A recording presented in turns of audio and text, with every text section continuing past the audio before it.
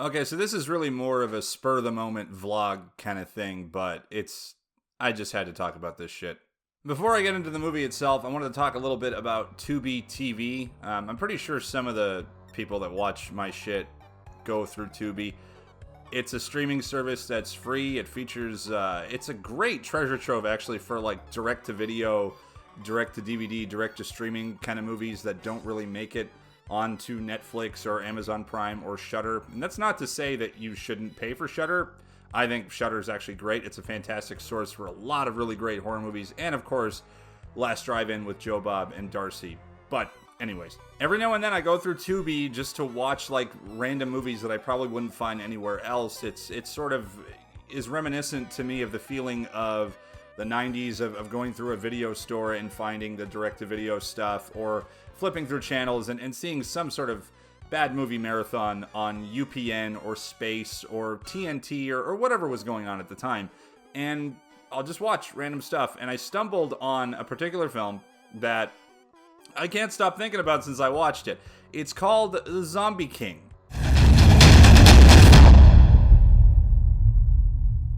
Now, first off, let's talk about the poster for this film, or cover, or whatever it is. We got Corey Feldman, and we got Edward Furlong. Two former, child stars that have been delegated to doing a lot more direct-to-video stuff. Corey Feldman, of course, did some work for Troma. Nowadays is absolutely fucking insane. And Edward Furlong is, well, he's Edward Furlong. He's doing what he's doing. God bless him. But just look at this poster. We have what looks to be an all-out zombie war between Warlord Zombie Edward Furlong and Warlord Zombie Corey Feldman. So already I'm like, yep, we're doing this one. Now, is the movie anything like this abysmal Photoshop shit show of Corey and Edward Furlong and trying to make them look as most like movie star leading men nowadays as possible? Is the movie anything like that? No. So what is it like? Well, you may be surprised to know that it's actually more of a Shaun of the Dead knockoff. It's got elements of that, but also these weird flashback segments of Edward Furlong's character, who in the film is the one who starts the zombie apocalypse, and calls upon this like spirit that's played by Corey Feldman, who gives him the chance to bring his wife back, but he has to possess 7 of the Walking Dead and keep in control of them for 7 days, and then he'll get like his wife back or some shit. So obviously that triggers an entire full-on zombie apocalypse in England, at least, where those 7 initial dead start turning everybody else into zombies and shit, and that's what goes on. And that in itself is a pretty interesting plot, but then what this movie is mostly is a Shaun of the Dead knockoff, where we have these kind of bumbling everyday characters, everyday people, like, you got a postman, you got a milkman, you got a meter maid, you've got some random, like, tourists, I guess, just teens or 20-somethings that are out trying to have, like, a good time, and they get caught in the middle of an apocalypse.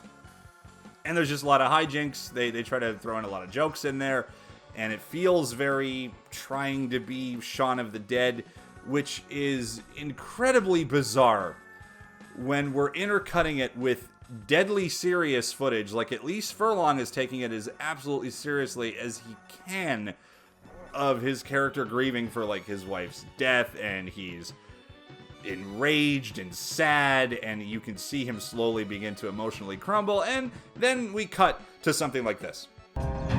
Boom! Boom! Yeah, it might not have been the SAS, but those guys couldn't have survived that jungle. The weird part is that the footage of Furlong, a lot of it actually gets reused. We have a lot of segments of him where he's, like, it's his wife's last, final words to him before she dies, and there's his little interaction with the doctor.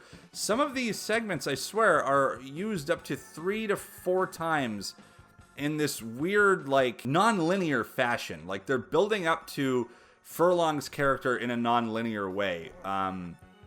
We see him as the Zombie King in full-fledged, like, leather jacket and weird makeup. I don't know if they're trying to make him look like he did when he was in The Crow, the sequel to The Crow.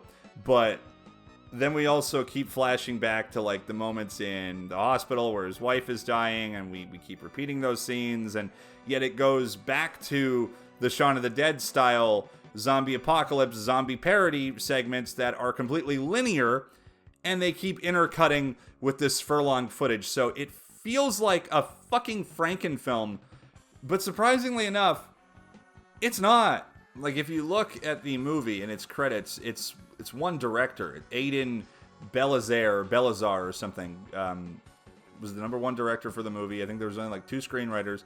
This was definitely what he wanted to make.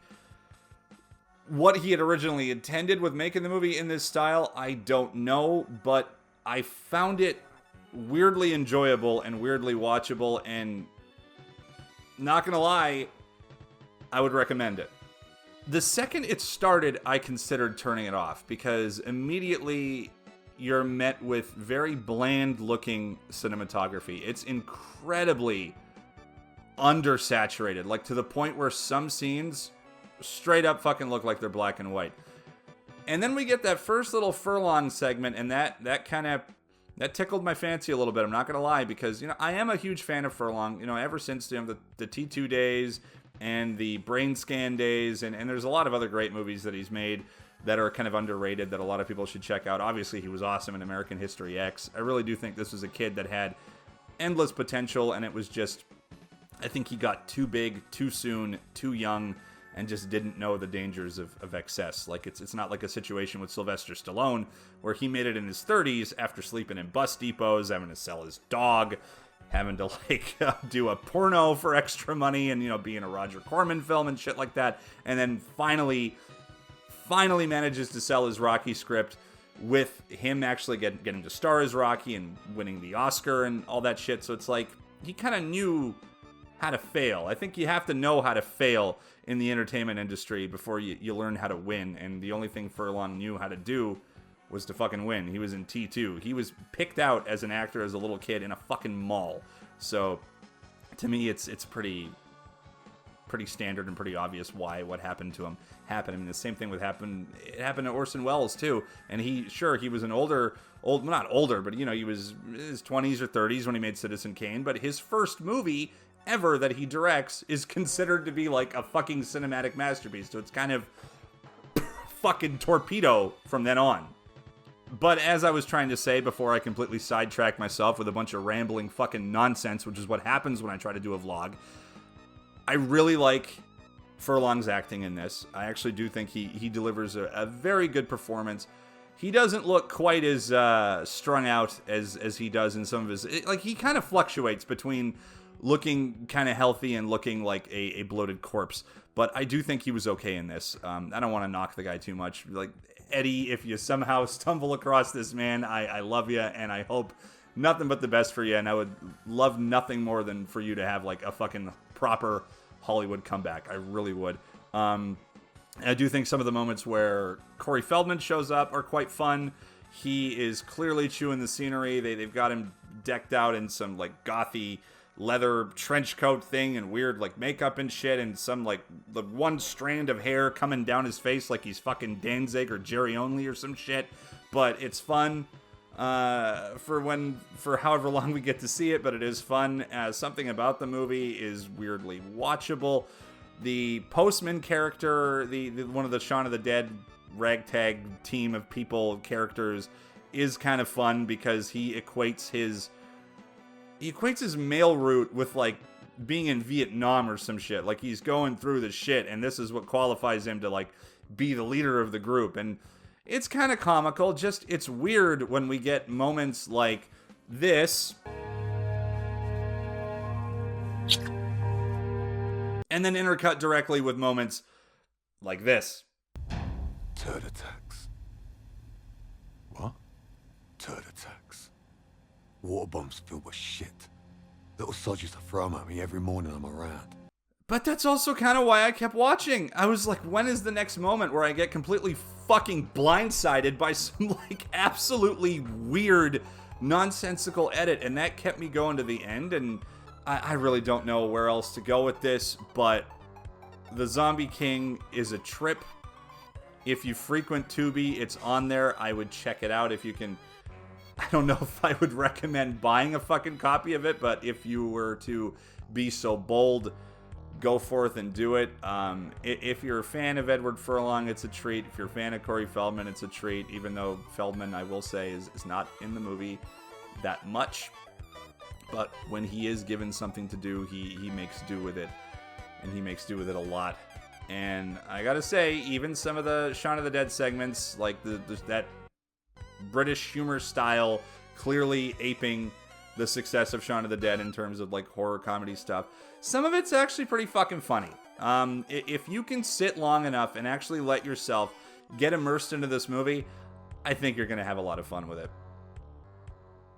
And I gotta say, this has to be the purest, actual, legitimate Cine Masochist video that I've made in years, as in like being a cinematic masochist, because this really is one of those movies that like really only me and people like me tend to actually sit down and watch the length of, and somehow find welcome to fucking vlogging, something to like about it. And I'm rambling at this point. That's it. Video's fucking over. We're done.